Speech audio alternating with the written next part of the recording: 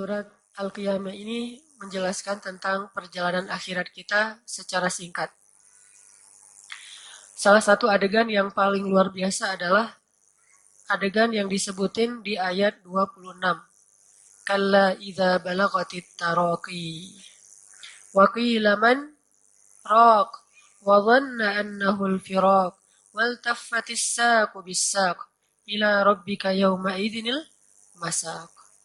Apa artinya? Sungguh, apabila nafas seseorang telah menyesak sampai ke kerongkongan. Nah, ini adalah adegan-adegan yang menentukan nasib kita nanti di akhirat. Coba nanti teman-teman sekalian baca khusus ayat 26 sampai 35, satu paragraf kecil ini. Dari ayat 26 sampai 35, terutama 26 sampai 30, itu diulang-ulang. Sambil dirasain bahwa kita tuh akan ngalamin proses yang disebutin di ayat ini. Kita semuanya pasti akan ngerasain gimana rasanya sakaratul maut. Teman-teman tahu arti sakarat? Yang jadi bahasa Indonesia juga sakarat? Dia lagi sekarat gitu. Tahu arti sekarat? Sekarat itu dalam bahasa Arab artinya sakit banget. Arti sekarat dalam bahasa Arab sakit banget. Kalau sakit biasa namanya marot. Kalau sakit yang masih bisa diobatin namanya marot. Atau namanya il. Terus jadi bahasa Inggris il. Terus ditambah jadi ilfil. Itu bahasa Arab yang diinggriskan. Terus jadi di Indonesia kan versi kekinian, ilfil. Kalau yang sakitnya biasa banget kayak cuma sekedar kegores dikit, kecubit, itu il. Kalau sakitnya agak parah, harus dirawat, namanya marot. Kalau sakitnya nggak ada obat, namanya sakarat. Kalau udah nggak ada obat, namanya sakarat. Karena sakaratul maut itu nggak ada obatnya. Mau dia keliling dunia, dia berobat di tempat yang paling mahal dengan hartanya pun gak bisa sembuh kalau udah sakarat. Malah ada orang yang justru karena dia punya uang, dia berobat dengan teknologi canggih, sakaratnya lebih lama. Ada orang yang karena nggak punya duit, akhirnya dia nggak bisa pakai alat-alat canggih, sakaratnya lebih cepat. Tapi kita nggak tahu ya, yang mana yang sakarat, mana yang marat. Kita hanya berikhtiar aja. Jangan sampai ketika ada yang sakit, udah lepas aja lah alat-alatnya, itu sakarat. Belum tentu kan? Bisa jadi pas dia seminggu pakai alat itu, setelah itu sembuh. Jadi sadar lagi, terus jadi sehat lagi. Tapi bisa juga seminggu, sebulan, bahkan ada yang setahun, itu sakarat terus. Terus gimana dong? Kita nggak perlu cari tahu. Kita hanya berlindung kepada Allah dari sakarat yang sulit. Karena Allah lah yang mentakdirkan dia pakai alat atau enggak. Bisa jadi dia orang kaya, tapi pas dia sakit, ada aja cara Allah untuk buat dia nggak usah pakai alat. Akhirnya dia meninggal dalam hitungan jam. Udah aja sakaratnya nggak lama. Bisa jadi dia orang miskin, tapi pas sakaratnya lama. Kenapa? Alatnya dari mana? Ada yang kasihan, akhirnya dibayarin biaya obat sakit segala macam. Malah bisa setahun dia pakai alat kayak gituan. Karena kita nggak tahu mana yang marat, mana yang sakarat.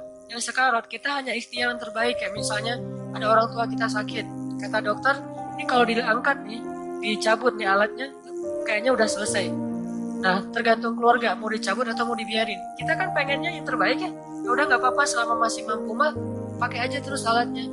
Nah, kita nggak tahu itu marat yang kelak nanti akan sembuh atau itu sakarat. Kalaupun itu sakarat, setelah sebulan dia pakai alat kemudian meninggal juga, kita husnuzon. Karena kalau kita ngelihat seorang muslim sakaratul mautnya susah, apa husnuzonnya? Mudah-mudahan itu kesusahannya yang terakhir, setelah itu jadi mudah. Kalau kita ngelihat seorang muslim sakaratul mautnya mudah, kita husnuzonnya mudah-mudahan itu kemudahan yang awal, setelah itu semakin mudah. Jadi nggak ada celah buat kita seuzon sama saudara kita. Jangan sampai ada saudara muslim yang lagi sakaratul maut itu kayak berat banget gitu, sampai wajahnya kayak matanya melotot. Kan ada yang meninggal sampai nggak bisa nutup mata gitu ya. Nah, di situ ada amanah dari Allah kepada yang melihat untuk menjaga rahasia. Gak boleh kita ngomongin bahkan kepada pasangan kita. Pak, mau gak Pak? Tadi kan mama ngelihat tetangga yang meninggal. So mama ikut mentalkinkan. Dan Masya Allah Pak, dia pas meninggalnya nggak bisa nutup mata. Itu kenapa ya Pak? Nggak boleh cerita itu. Karena siapa yang membuka aib saudaranya, nanti Allah buka aibnya di akhirat. Masa kita mau kayak gitu nanti pas akhir hayat kita kebuka juga aibnya oleh orang lain? Kan kita nggak mau banget. Makanya kalau kita ngeliat ada orang meninggal, ada adegan yang agak-agak nggak biasa, tutupi aib dia dengan husnuzon. Kalaupun adegan itu kayaknya nggak pantas banget, kayak aib banget, kita husnuzonnya mudah-mudahan itu aib terakhir, kesusahan terakhir, derita terakhir yang dia alamin sebagai kifarat dosa. Setelah itu dia jadi mudah di akhirat. Jadi orang yang kita omongin sekarang mungkin di kuburnya udah dapat nikmat surga.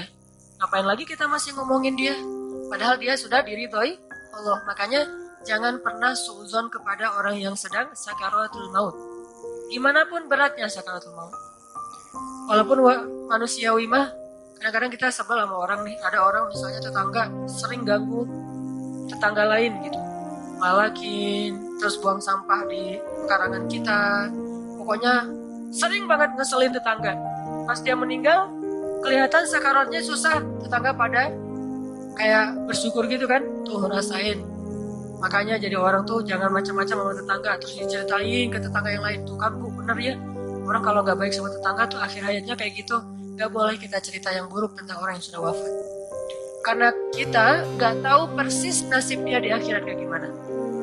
Kita hanya bisa mengambil pelajaran. Tapi aib gak boleh dibuka. Pelajarannya apa? Ya, semua kita pasti akan wafat. Gimana pun kita baik, meninggal. Jahat, meninggal. Sama aja. Orang baik meninggal, orang jahat meninggal. Kalau gitu mending orang baik aja. Kalau sama-sama meninggal. Gak ada gara-gara dia jahat, gara-gara dia gak banyak pengikut, gara-gara dia orang yang berkuasa, terus gak meninggal-meninggal. Enggak. Fir'aun kurang berkuasa apa di muka bumi? Kalau Allah menyebutkan raja di muka bumi paling hebat itu cuma ada 3, Bu. 1 mumin, 4, 2 mumin, 2 kafir. 4 raja terhebat di muka bumi. 1 Sulaiman, 2 Dzulqarnain, 3 Fir'aun, 4 Namrud. Cuma 4 raja itu yang paling hebat di muka bumi. Yang lain, mau Romawi, Persia, segala macam, gak ada yang sedahsyat 4 orang ini. Dalam sejarah Islam banyak raja-raja hebat, gak ada yang sedahsyat Sulaiman dan Dzulqarnain secara kekuasaan. Tapi kalau secara kesolihan, Allah lebih tahu. Begitu juga raja-raja yang zalim, Persia, Romawi di masa dulu yang membunuh banyak orang, gak ada yang lebih zalim daripada Namrud dan Fir'aun. Toh 4 raja ini semuanya wafat. Yang paling baik wafat, yang paling jahat juga wafat. Sehingga kita ambil pelajarannya aja dari adegan sakaratul maut. A'udzu billahi minasy syaithanir rajim. Teman-teman hanya mendengarkan dan melihat terjemah. Bismillahirrahmanirrahim. La uqsimu biyaumil qiyamah wa la uqsimu bin nafsil lawwamah ayahsabul insanu an lan najma'a 'idhamah bala qadirina 'ala an nusawwiya banana بل يريد الإنسان ليفجر أمامه يسأل أيان يوم القيامة فإذا برق البصر وخسف القمر وجمع الشمس والقمر يقول الإنسان يومئذ أين المفر يقول الإنسان يومئذ أين المفر كلا لا وزر إلى ربك يومئذ المستقر ينبأ الإنسان يومئذ بما قدم وأخر بل الإنسان على نفسه بصيرة ولو ألقى معاذيره. لا تحرك به لسانك لتعجل به إن علينا جمعه وقرآنه فإذا قرأناه فاتبع قرآنه ثم إن علينا بيانه كلا بل تحبون العاجلة وتذرون الآخرة وجوه يومئذ ناظرة إلى ربها ناظرة ووجوه يومئذ باسرة تظن أن يفعل بها فاقرة كلا إذا بلغت التراقي وقيل من راق وظن أنه الفراق والتفت الساق بالساق إلى ربك يومئذ المساق